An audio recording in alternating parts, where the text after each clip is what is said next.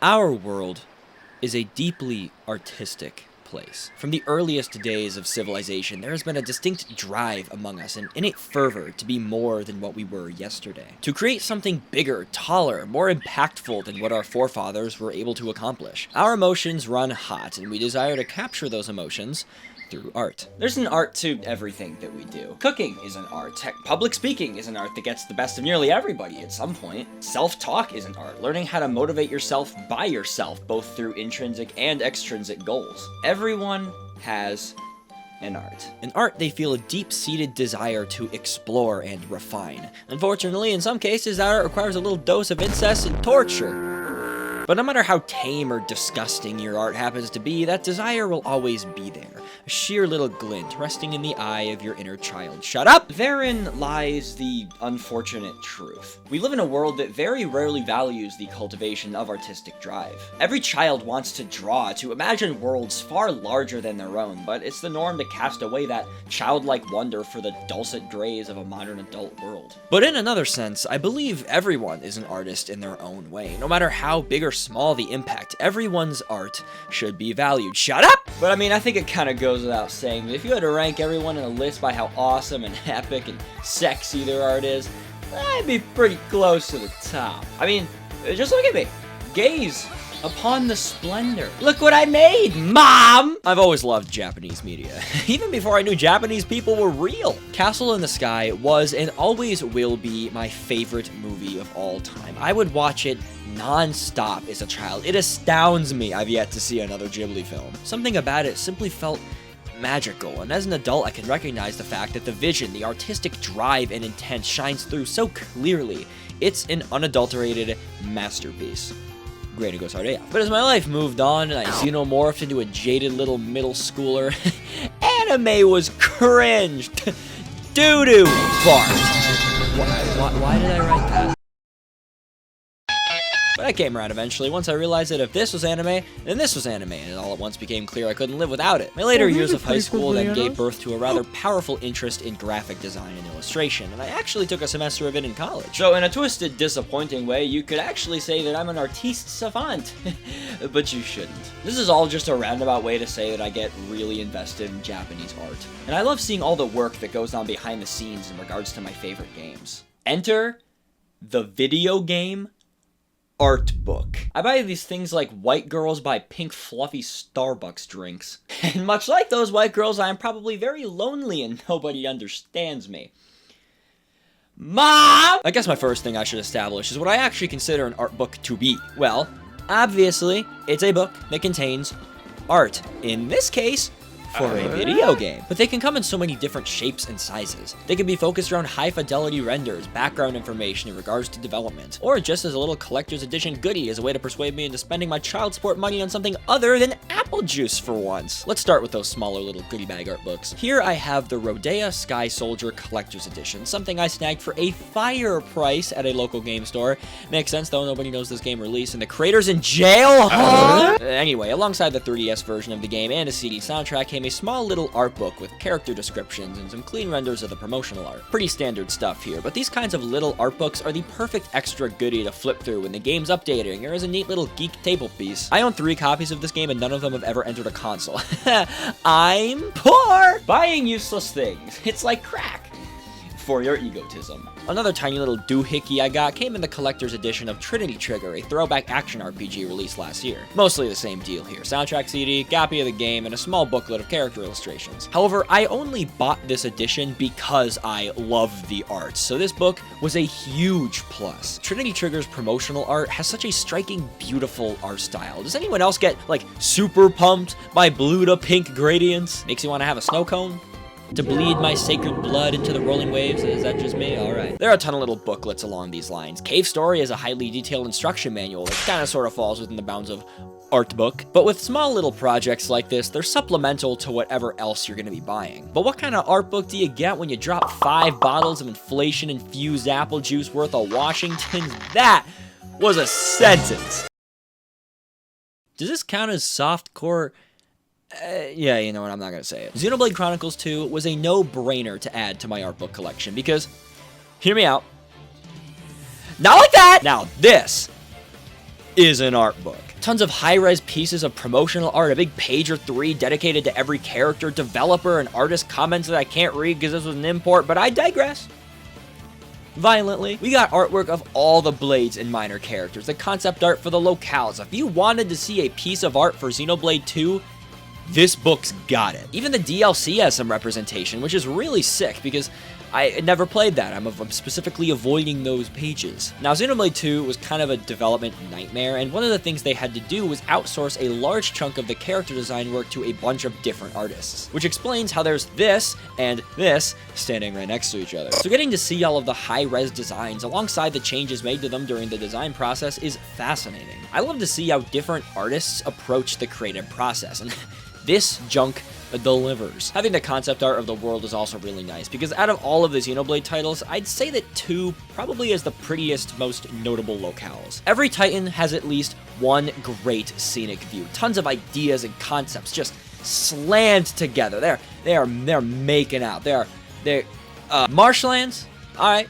Stomach. Snowscape dotted with ancient traversable ruins.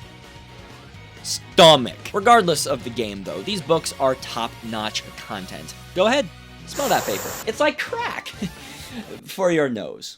Now, this one means quite a bit to me. I've talked about Bravely Default before and how I'm not really the biggest fan of the end product. Still, though, after finishing the story and walking away with mixed feelings, I absolutely wanted this art book, because despite being stuck on the 3DS, this game is one of the most visually striking RPGs I've played in recent memory. The layout of towns, the baked-in camera angles, and amazing shots that come out of it, having all of those hand-drawn, painted whatever's on full display alongside the dev notes and how it will be displayed in-game is fascinating. Can't forget about the key art, though. It's all I do. Look at key art. They said I was insane. You know, I hit them with the book. Yeah, I carry it around with me. There's this one piece of art that I believe was drawn solely for this art book, and it's this pencil sketch of Aerie, and holy mother of my mother, do I love this piece of work. The texture of the pencil on paper was preserved with such beautiful clarity. Though my favorite part of this art book is easily the extra section at the end dedicated to Final Fantasy, the 4 Heroes of Light, a criminally underrated DS game that's essentially the prototype to what Bravely Default would eventually be. Flipping through that art brought back such an intense nostalgia. I mean, I used to have this as a poster on my wall. I'm sobbing uncontrollably. Stop! Emotion police! No crying until you're done with the art books. Yeah, alright, whatever. I did a whole college project on Akihiko Yoshida because when you see his work, you know full well that it's his work. He has such a distinct style of drawing faces, uses earthy colors, and has super interesting costume design. Love this fella. Second favorite Japanese person. So it goes without saying that I needed to have at least one piece of his history. Seeing the CGI model for Agnes was cool. Reading up on how horny these devs get, it's so obvious just from playing the games in the first place, but it's so entertaining. Art books are like the premier way to show that you're obsessed with something that's fake. You play a game for dozens of hours, invest yourself in the gameplay, the characters, the story, you grow an attachment to that adventure. And I can think of no better way to cap that time off than to flip through a comprehensive compilation of that conquivulous concept art. Crazy! Right? Though art books aren't always tied to a singular game. Case in a very large, expensive, tall point, the ultimate obsession. I've never super gotten into it in this channel, but I am a massive, unhealthy Zelda fan, so these are actually made for me in particular. So what we have here is the Hyrule Historia, a huge book of lore and interesting Zelda info. Think of like a big story dump near the end of a JRPG that serves only to complicate previous events and somehow throw God into the mix. Someone on this project was a Xenoblade fan. This is where that infamous Zelda timeline was first introduced, which has become known for a whole lot of, what? That was canon? Regardless of whether or not this timeline makes any sense from a logical standpoint, I love how they detail precisely how everything connects for like 50 pages instead of just hopping in, dropping a canon order, and dipping like they had done over and over for the 2 decades running up to this book's release. There's so much more here, too. The book moves from deeply detailing Skyward Sword, which was at the time the most recent entry, then moves into every single previous entry, showing off early art and concepts that highlight how much each title changed from conception to release. It feels like a grandiose, guided tour through the history of one of gaming's biggest, arguably most important important franchise. It's such a dense, deeply loved project. Heck, the books capped off with a manga prequel to Skyward Sword. This was probably the main reason a lot of people bought this book at the time. Well, that and the questionable canon they've kind of sort of stuck with until today. Kinda sorta. Every so often I'm reminded by just how careless Nintendo can be with the lore of their big franchises. You'd think that even if they weren't interested in telling serialized stories with Mario or Zelda or Kirby or whatever, that keeping a logical continuity would at least be a good idea. But hey, make things up as you go, right? That works too. You know what? I just thought of a great art book! I'm a big fan of this link right here. Next up is the Zelda Arts and Artifacts book, which is far more mainstream. The quintessential art book, because words be damned, I'm 4 years old for heaven's sakes. Hop on, Pop. No ma'am. Hop off my property, I have a restraining order. Now this big old picture book actually played a pretty integral role in my growth as an artiste savant. Like I said before, in the tail end of high school, I rekindled my love for illustration. And while that has slightly bled away from my hobby stuffed life, I used to spend a sizable chunk of my time with my nose just shoved in that paper. My first good drawing, where I actually sat down and tried to make something that resembled a source, was a picture of Toon Link I pulled from the Arts and Artifacts book. I distinctly remember calling a friend on Discord and trying to teach him how to do the same. Oh, the stupid little idiot stupid things kids do for stupid idiot entertainment. The drawing turned out terrible, by the way. Flipping through this art book has really made me appreciate Majora's Mask's art, with the super heavy line art and dynamic posing. You can't forget about Skyward Sword and A Link Between Worlds, though, with the bright watercolory illustrations. This really is a beautiful series through and through. One of the biggest draws to me personally was the short chunk of Breath of the Wild renders near the end, because keep in mind that pre-release Breath of the Wild was kind of just like, we're gonna show off a trailer, toss some really vague claims around, alright, now wait 10 more years. Having any tangible info or art of Breath of the Wild was pretty dang cool. I should have tried drawing that crap. I need help! My fingers won't stop drawing the! Now, it was released like a month prior to its release, but it was still cool. Next up is the Zelda Encyclopedia. Bruh. I'm not entirely sure if this counts as an art book, but who wrote this script? The did! This is for all intents and purposes and encyclopedia. If you have a question about a Zelda term, the Zelda Encyclopedia starts off by breaking down all of the different worlds, locations, and races found throughout the series, before going straight up based and listing every single thing in the franchise. This is so completely ridiculous. It then cools its wiener off a bit and goes into a light overview of each game in the franchise, highlighting interesting aspects of every individual adventure. This is definitely the most niche of the 3 Zelda art books. It doesn't have a huge collection of art or groundbreaking new info, just an interesting, dense collector's piece. Now, I mean, I took it to prom. That was over 2 years ago, man. I might start crying while writing this.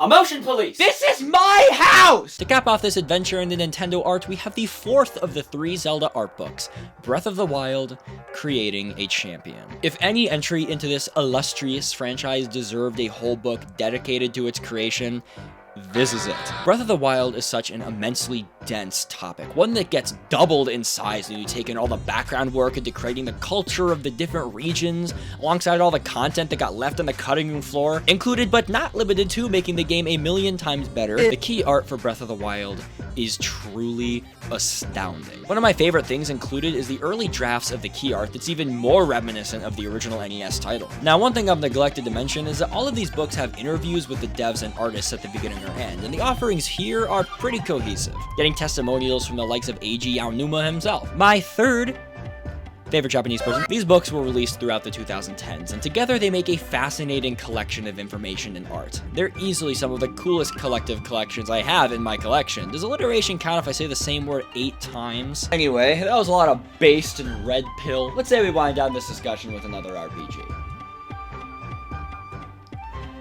What do you mean you have to pick your kid up from soccer practice? You're a camera! The Final Fantasy VII Remake. What is this thing called? Oh, I'm looking this up. I just look at the footage, but that's boring. Material Ultimania. The Final Fantasy VII Remake Materia Ultimania is my most recent acquire. Thanks so much, Amazon Prime Day, you're such a cool company. And this one interests me in particular because Final Fantasy VII-R has that whole this is straight up man sort of vibes going on, so I was excited to see what they would have on offer. I like having all of the high-res close-up shots of the models. The intricacies of their complexion and lip shape absolutely blows my mind. One interesting inclusion that I never really considered is the section dedicated to showing off the real-life costume work and modeling that they had to do before making the character models in the first place. The book goes into detail about how certain aspects of design like Aerith's dress and Tifa's added shorts weren't finalized for a while, and that's shown through the costumes they had to make as guides for the versions eventually found in the game. I also love when art books throw in really random stuff I would never think of wanting or ever even consider. There's a whole section deep diving into the documents used for planning. One specific thing that caught my eye was a basic map of Midgar. It shows which of the city sectors are inhabitable or destroyed. What's more interesting than anything else though is the document detailing a scrapped gameplay segment dedicated to Tifa, and how her different fancy dresses were at some point going to be obtainable. I would genuinely kill a man for that anyway! This collection is bookended by sheet music of songs that play at the jukeboxes throughout Midgar. I never even really listened to these in the first place, but when I stop and think about it, just as much effort would have been put into those tracks as the tracks that are prominently displayed in cutscenes or combat. I appreciate this book giving those tracks some extra love.